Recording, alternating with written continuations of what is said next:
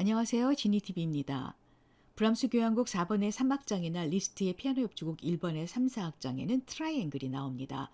트라이앵글은 보통 사람에게도 아주 친숙한 악기죠. 어린 시절 음악 시간에 누구나 한 번쯤은 트라이앵글 쳐봤을 겁니다. 그런데 이렇게 만만해 보이는 악기가 교향곡이나 협주곡에도 쓰이다니 조금 의외라는 생각이 들 겁니다. 오케스트라 뒤편에 서서 트라이앵글을 연주하는 타악기 주자를 보고 대학에서 트라이앵글을 전공했나?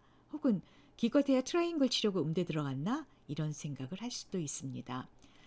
사실을 말씀드리자면 본래 트라이앵글 전공은 없습니다. 대신 타악기 전공이 있죠. 음대의 관현악과는 바이올린, 첼로, 플루트 같이 악기별로 전공자를 뽑지만 타악기만은 예외입니다. 타악기 전공은 모든 종류의 타악기를 다 다룹니다. 사실 오케스트라 악기 중에서 가장 만만해 보이는 것이 타악기입니다. 그냥 두드리기만 하면 되는 악기라고 생각하는 사람들이 많죠. 예전에 아는 사람으로부터 우리 아들이 공부도 못하고 특별한 재능도 없는데 그냥 타악기나 시킬까 하는 말을 들은 적이 있습니다. 하지만 이거는 타악기를 잘 몰라서 하는 얘기입니다. 오케스트라의 타악기 주자는 팀파니를 제외한 모든 종류의 타악기를 다 다뤄야 합니다.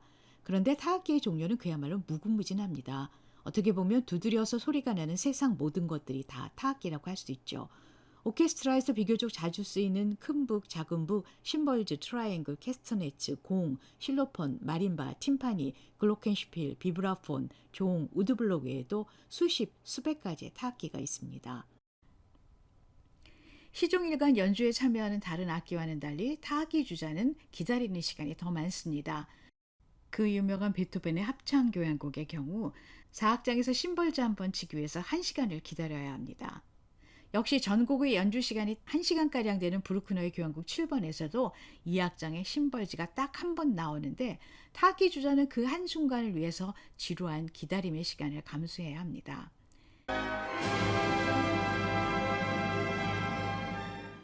이 때문인지 타악기 주자는 숱한 편견과 오해 속에서 살고 있습니다.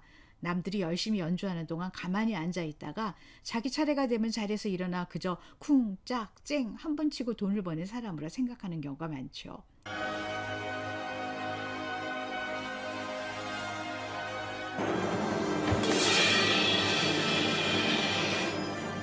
축구 경기에서 골키퍼가 몸을 적게 움직임에도 불구하고 승패에 결정적인 역할을 하는 것처럼 오케스트라에서도 타악기 주자가 타이밍과 밸런스에 맞춰서 음악의 색깔을 입히는 중요한 역할을 합니다. 음악의 일종의 방점을 찍는 겁니다. 실제 연주에서는 악기를 연주하는 시간이 길지 않지만 타악기 주자는 그 외에도 해야 할 일이 아주 많습니다. 다른 연주자들은 연주 그 자체에만 신경을 쓰면 되지만 타악기 주자는 연주는 물론이고 악기에 관한 일, 예를 들자면 악기를 구입하거나 빌리는 일, 그리고 기존의 악기 중에서 어떤 곡에 어떤 악기를 쓸 것인지 결정하는 일까지 해야 합니다. 예를 들어 같은 심벌즈라고 해도 크기와 재질, 모양에 따라 소리가 천차만별입니다. 그런가 하면 어떤 재질의 채로 치느냐에 따라서도 소리가 달라집니다.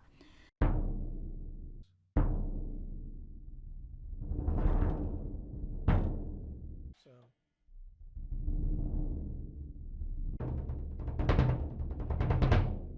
타악기 주자는 음악에 대한 면밀한 분석을 통해서 작곡가 혹은 지휘자가 어떤 종류의 소리를 원하는지를 알아서 그에 적합한 악기를 찾아내야 합니다. 고전주의 시대까지만 해도 오케스트라 곡에 타악기가 그다지 많이 쓰이지 않았습니다. 기껏해야 피날레에서 팀판이나 심벌줄로 한번 꽝 하고 때려주는 정도였죠. 하지만 낭만주의 시대로 접어들면서 타악기 주자들이 조금씩 바빠지기 시작했습니다. 그동안 가끔씩 음악에 방점을 찍는 역할을 하던 타악기가 비로소 자기 목소리를 내기 시작한 겁니다. 낭만주의 작곡가 구스타프 말러는 교향곡에 다양한 타악기를 도입한 작곡가로 유명합니다. 교향곡 2번에서는 빗자루하고 비슷하게 생긴 루테라는 타악기를 사용했고 교향곡 4번에서는 썰매의 방울을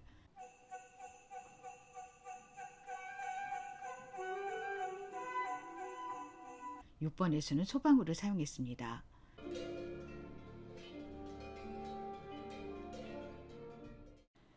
그런데 교향곡 6번에서는 소방울 말고 정말 희한한 타악기가 나옵니다.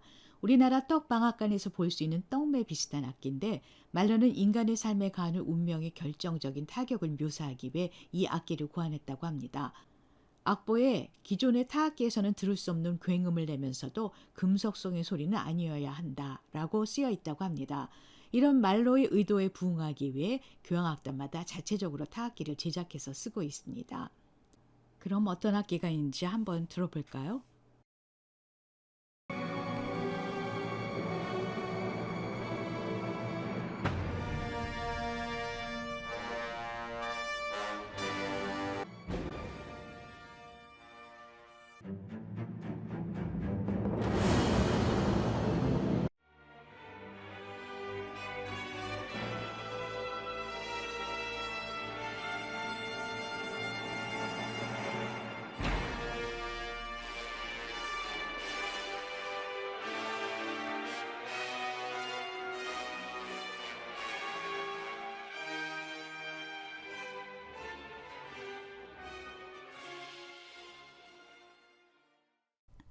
다양한 떡배 모양 타악기를 보셨는데요. 그 중에는 특이하게 단두대 모양으로 만든 것도 있습니다. 이 악기는 나무 토막이 바닥으로 떨어지면서 나는 소리도 충격적이지만 그것이 단두대 모양이라는 것이 갖는 상징적 의미도 큽니다. 사실 운명의 타격이라는 측면에서 인간에게 단두대만큼 치명적인 타격이 또 있을까요?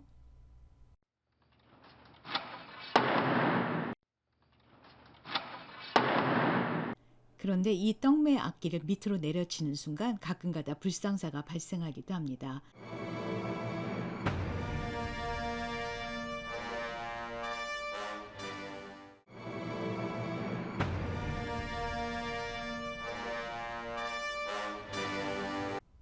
아까 앞에서 타악기 주자가 어떤 악기를 사용해야 되는지 결정한다고 말씀드렸죠? 낭만주의 관현악곡에 종종 등장하는 벨, 즉 종을 한번 예로 들어보겠습니다. 다른 타악기와 마찬가지로 종도 그 종류가 엄청나게 많습니다. 진짜 종도 있고 종과 비슷한 소리를 내는 튜블라벨, 그리고 철판 모양의 벨 플레이트가 있습니다. 튜블라벨은 노쇠나 강철로 된 원통형의 관들을 높이에 따라 연결해 놓은 악기인데 길이가 길수록 낮은 소리가 나고 길이가 짧을수록 높은 소리가 납니다.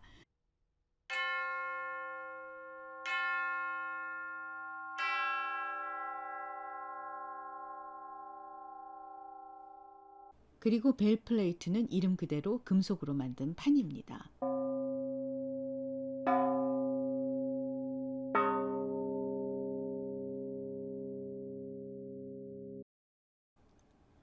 이 악기들은 종과 비슷한 소리를 내지만 생긴 모양과 두께, 크기, 재질에 따라 소리가 천차만별입니다. 하지만 악보에는 그냥 벨이라고 적혀 있는 경우가 대부분입니다. 이럴 경우 음악의 어느 대목에서 어떤 종류의 벨을 사용할 것인가를 타악기 주자가 결정해야 합니다. 푸치니의 오페라 토스카의 오케스트라 파트에는 다양한 종소리가 들어갑니다. 얼마나 다양한 종이 사용되는지 잠깐 들어보겠습니다.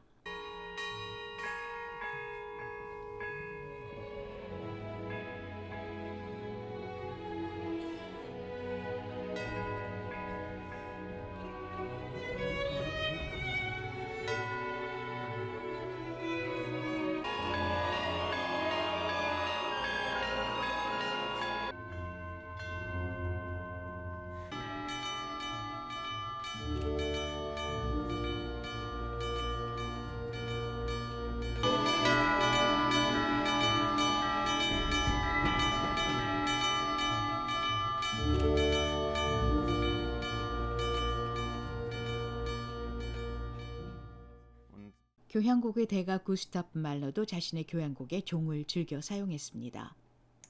그의 교향곡 9번에는 F샵, A, B 이렇게 세 개의 낮은 음의 종이 나옵니다.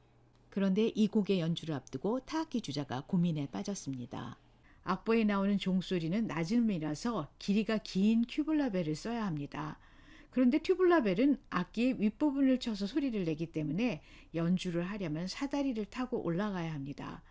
이럴 경우 위험을 무릅쓰고 사다리를 타고 올라갈 것인지 아니면 다른 대안을 마련할 것인지를 선택하는 것이 타악기 주자의 몫입니다.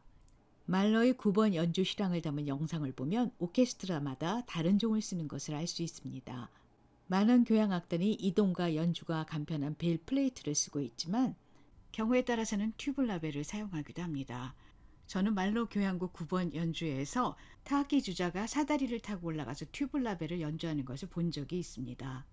음악이 한참 연주되고 있는 중간에 타악기 주자가 슬그머니 자리에서 일어나더니 장대처럼 높이 세워져 있는 튜블라벨 쪽으로 다가갔습니다. 그리고는 사다리를 타고 올라가 튜블라벨을 치기 시작했어요.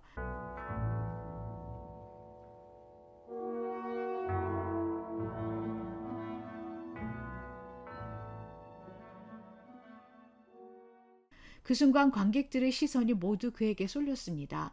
음악은 듣는 둥 마는 둥 하고 신기하다는 표정으로 타악기 주자를 쳐다보았습니다. 생전 처음 보는 신기한 광경이었으니까요. 고전주의 시대와 초기 낭만주의 시대만 해도 오케스트라에서 타악기 주자가 하는 일은 아주 단순했습니다. 하지만 후기 낭만주의와 20세기에 들어와서는 오케스트라에서 타악기의 역할이 아주 중요해졌으며 심지어는 타악기가 주도적인 역할을 하는 경우도 있습니다. 타악기 주자가 오케스트라 뒤편에서 지루하게 자기 차례를 기다리는 것도 이제 옛말이 되었습니다. 오케스트라 곡 중에는 여러 종류의 타악기가 나오는 곡이 많습니다. 오케스트라의 타악기 주자는 대개 두세 명 정도 되는데 이 사람들이 악기를 각자 분담해서 연주합니다. 이때 누가 어떤 악기를 연주할 것인가는 타악기 수석이 결정합니다. 그 외에도 타악기 수석은 해야 할 일이 아주 많습니다. 연주에 필요한 악기를 구입하거나 빌리는 일도 수석이 담당합니다. 그런데 타악기는 워낙 종류가 많기 때문에 적당한 악기를 구하는 것도 그렇게 쉬운 일이 아닙니다. 특히 연주할 곡이 현대 음악일 경우에는 더 그렇습니다. 작곡가에 따라 그 나라의 민속악기 같이 잘 구할 수 없는 악기를 요구하는 경우도 있습니다. 이때 작곡가가 원하는 바로 그 악기를 구할 수 있으면 좋지만 만약 그것이 불가능할 경우 그와 가장 비슷한 악기, 음악적으로 작곡가의 의도를 가장 잘 살릴 수 있는 대체 악기를 구해야 합니다. 이것 역시 타악기 수석이 해야 하는 일입니다. 그러고 보면 타악기 주자는 참 험한 직업인 것 같습니다. 우아하게 의자에 앉아 연주하는 다른 연주자들과는 달리 적당한 악기를 선택해서 구하는 것은 물론 오케스트라 뒤편에 놓여있는 무수히 많은 타악기 사이를 종횡무진으로 누비거나 때로는 사다리를 타고 올라가는 위험까지 감수해야 하기 때문입니다. 하지만 대개의 타악기 주자는 이런 상황을 즐깁니다. 힘든 만큼 재미와 보람도 있고 무엇보다 너무 바빠서 지루해할 틈이 없다는 것이 이 직업이 지닌 최고의 매력입니다. 오늘 제가 준비한 내용은 여기까지입니다. 영상이 마음에 드셨다면 구독과 좋아요 부탁드립니다. 감사합니다.